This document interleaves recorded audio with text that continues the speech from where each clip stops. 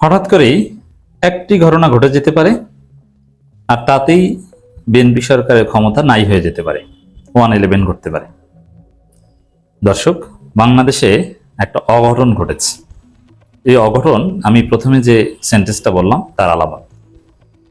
যে অঘটন ঘটেছে ওই ঘটনাটা পুরোপুরি সফল হয়নি, কিন্তু এরকম একটি ঘটনা সফল হলে ওই একটাকে কেন্দ্র করেই বিএনপির ক্ষমতা নাই। হ্যাঁ, এক্ষেত্রে আমরা কিন্তু বিএনপির পক্ষে, কারণ এই ঘটনা ঘটানোর চেষ্টা করছে আমাদের সবার কমন এনিমি ভারত এবং ইসরায়েল, সাথে আছে যুক্তরাষ্ট্র। তো এই জন্যে এই জায়গায় বিএনপি সরকার কোঅপারেট করতে হবে। মনে রাখবেন যে বিএনপি যদি উগ্রবাদীদের ধরে, জঙ্গিবাদীদের বিরুদ্ধে অভিযান চালায়, যেমন ফাতাহ কমব্যাটকে বিএনপি নির্মূল করছে, বিএনপি সরকার, পুলিশ তাদেরকে ধরেছে, উই অ্যাপ্রিসিয়েট ইট।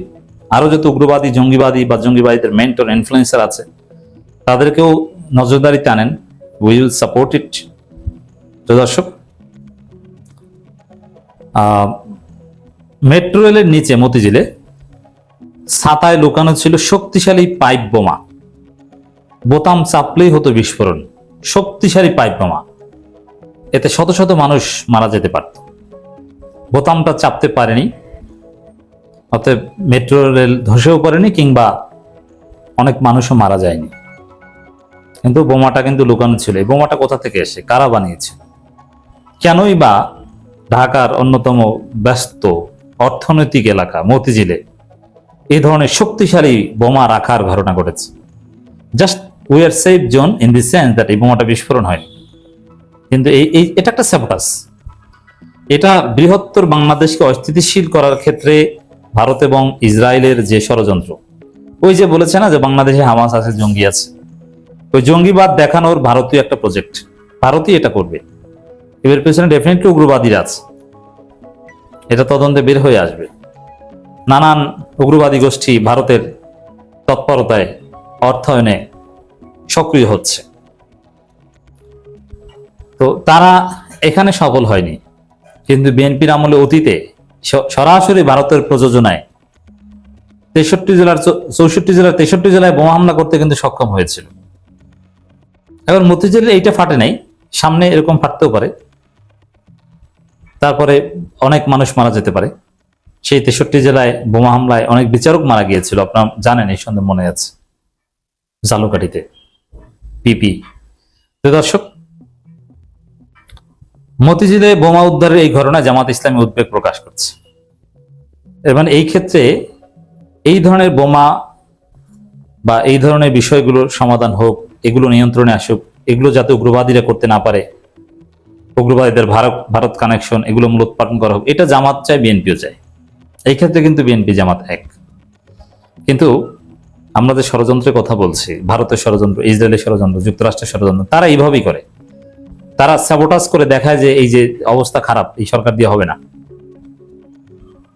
সাপোজ একটা ঘটনাকে কেন্দ্র করে মানুষ ক্ষুব্ধ হয়ে, অনেক মানুষ যদি মারা যায়, ক্ষুব্ধ হয়ে মানুষ কেউ কেউ রাজপথে নেমে পড়লো, আওয়ামী লীগ তো এখানে উৎপেতে বসে আছে। তারপরে কেউ কেউ বললো যে সেনাবাহিনী ক্ষমতা নিয়ে নেন, এই দেশের জঙ্গিবাদ দমন বা এগুলো বিএনপি সরকারের পক্ষে, রাজনৈতিক সরকারের পক্ষে সম্ভব না, তাদের প্রশ্রয় এগুলো হচ্ছে। অতএব কি করা যায়, তাদেরকে ক্ষমতাচ্যুত করেন। এরকম একটা মোটিভ আছে। কি করবেন? ক্ষমতাচ্যুত করে 111 ঘটাবেন। আর নির্বাচিত বিএনপি সরকারকে উৎখাত করতে পারলেই আওয়ামী লীগ সফল, আওয়ামী লীগের পুনর্বাসন অটো হয়ে যাবে। নির্বাচিত সরকার যারাই আসুক, বিএনপি আসুক, জামাত আসুক, এনসিপি আসুক, অথবা নির্বাচনের মাধ্যমে অন্য কোনো সরকারও যদি আসে 31 সালে, মনে রাখবেন যে আওয়ামী লীগ বাংলাদেশে কখনো ফিরতে পারবে না। কোনো নির্বাচিত সরকার আওয়ামী লীগকে ফিরিয়ে দেবে না। নির্বাচনের আগে কেউ কেউ আওয়ামী লীগের পক্ষে সুন্দর সুন্দর কথা বলবে, কিন্তু নির্বাচনের পর কেউ আওয়ামী লীগকে ফিরতে দেবে না। কিন্তু অনির্বাচিত কোনো সরকার আসলে আওয়ামী লীগ অটো ফিরবে, অটো। 111 আসলে, 111 ঘটলে অটো ফিরবে। তো এই যে মতিঝিলে বোমার ঘটনা, অমুক্ত, এগুলো সব ওই ভারত, ইসরায়েল, যুক্তরাষ্ট্রের ষড়যন্ত্র হিসেবে দেখেন। এভাবে রিড করেন। যদি বিএনপি এভাবে রিড করতে পারে, তাহলে আশা করি এগুলো ঠেকিয়ে তারা ক্ষমতায় থাকতে পারবে। এবং যদি এই ধরনের ষড়যন্ত্রের ফলে বিএনপি সরকার পতন হয়, তাহলে জামাতের কপালও বিপদ আছে। এই জন্য জামাত বিএনপি একসাথে এখানে টিকে থাকতে হবে। রাজধানীর মতিঝিলে মেট্রো রেল স্টেশনের নিচে উদ্ধার হওয়া বোমাটি ছিল মূলত ছাতার ভেতর লুকিয়ে রাখা একটি শক্তিশালী পাইপ বোমা বা আইইডি। Improvised explosive device. কেউ কৌতূহলবশত ছাতাটি খোলার জন্য বোতাম চাপলেই সেটি বিস্ফোরিত হতো। বুঝতে পারছেন? ছাতাটি খোলার চেষ্টা করলেই বোমা বিস্ফোরণ হয়ে যেত। কি ভয়াবহতা! মানে আল্লাহ হেফাজত করেছে বাংলাদেশকে। পুরো মতিঝিল অঞ্চলে একটা রক্তক্ষয়ী পরিস্থিতি তৈরি হতো যদি কেউ বোতাম চাপতো। কোনো পাগল বা পথচারী বা যে কেউ এটা করতে পারে, এমনকি ট্রাফিক পুলিশও দেখতে পারে যেটা কি। এই জন্য সাবধান থাকবেন। রাস্তাঘাটে একটা কিছু পরে থাকতে দেখলেই হাত দিবেন না, পুলিশকে খবর দেন, 999 কল দেন। আমাদের একটা কালেকটিভ রেসপন্সিবিলিটি বাংলাদেশকে বাঁচানোর। ভারত এইসব জঙ্গিবাদীদের মাধ্যমে এই ধরনের কাজ করাচ্ছে। আর এই ধরনের বোমা পুঁতে রাখা বা রেখে দেওয়া, এটাই হচ্ছে জঙ্গিদের কাজ, উগ্রবাদীদের কাজ। পুলিশের ধারণা সনাতন ধর্মাবলম্বীদের উল্টো রথ যাত্রা নাশকতার উদ্দেশ্যে এটি রাখা হয়েছিল। তাহলে হিসাবটা দেখেন আরো মিলল। যেমন জঙ্গিরা এরকম, এটা ইন্ডিয়ান সাপোর্টার্স, একটা বোমা হামলা ঘটনা ঘটলো, এখন সাপোজ হিন্দুদের কোন একটা প্রোগ্রামের মধ্যে এটা বিস্ফোরিত হলো, 30-40-50 জন হিন্দু মারা গেল। তখন এই ভারত ঝাঁপিয়ে পড়বে, এই যে বাংলাদেশ হিন্দু মারা হচ্ছে, বাংলাদেশি উগ্রবাদীরা হিন্দু মারছে, অতএব হিন্দুদের বাঁচাতে কি করো, সেনাবাহিনী ক্ষমতা নাও, নইলে কিন্তু আমরা সামরিক হামলা চালাবো। ষড়যন্ত্রের প্যাটার্নটা এরকম, এটা বুঝতে হবে। তবে সময় মতো শনাক্ত হয় বড় ধরনের বিপদে এড়ানো গেছে। তারেক রহমান যে কত বড় বিপদের মধ্যে আছেন, বিএনপি সরকার যে কত বড় খাদের কিনারায় আছে, ভারত ইসরায়েল যে কত বড় ষড়যন্ত্র করছে বাংলাদেশের বিরুদ্ধে, just imagine based on this incident. গত শুক্রবার দৈনিক বাংলা মোড় হয়ে শাপলা চত্বরের দিকে সনাতন ধর্মাবলম্বীদের উল্টো রথযাত্রা যাওয়ার কথা ছিল, কিন্তু সন্ধ্যা 6:20 দিকে মতিঝিল ট্রাফিক বিভাগ ডিএমপি কন্ট্রোল রুম জানায় যে মেট্রো স্টেশনের নিচে জেনারেটরের কাছে পড়ে থাকা একটি ফোল্ডিং ছাতার ভিতর থেকে মিটমিট করে আলো জ্বলছে। খবর পেয়ে এসআই মোহাম্মদ মুক্তা ও তার সহকর্মী জায়গাটা ঘিরে রাখেন। শোভাযাত্রা যখন ওই স্থান অতিক্রম করছিল তখন আতঙ্ক এড়াতে পুলিশ শর্ট সার্কিট হয়েছে বলে উপস্থিত লোকজনকে জায়গাটি পাশ কাটিয়ে যেতে অনুরোধ করেন।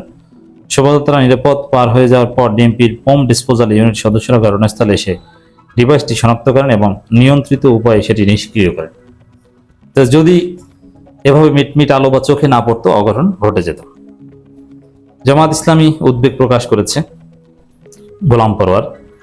তিনি বলেন যে এ ধরনের নাশকতামূলক কর্মকাণ্ডের জন্য জনমনে আতঙ্ক সৃষ্টি করা, উদ্দেশ্য আতঙ্ক সৃষ্টি করা এবং দেশের আইন শৃঙ্খলা পরিস্থিতি অস্থিতিশীল করে তোলা। তাই এ ধরনের দেশবিরোধী তৎপরতা প্রতিরোধ আইন শৃঙ্খলা রক্ষাকারী বাহিনীকে সর্বোচ্চ সতর্ক সক্রিয় থাকার আহ্বান জানান তিনি।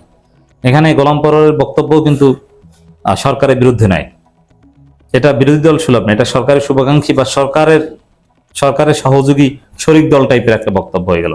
এর মানে কি, যে বাংলাদেশের বিরুদ্ধে ষড়যন্ত্র, উগ্রবাদীদের ষড়যন্ত্র, ভারতের ষড়যন্ত্র, সরকারি দল বিরোধী দল মিলে সবাই ঐক্যবদ্ধভাবে এই ষড়যন্ত্রের বিরুদ্ধে আমাদের লড়াই করতে হবে। এটা অশনি সংকেত।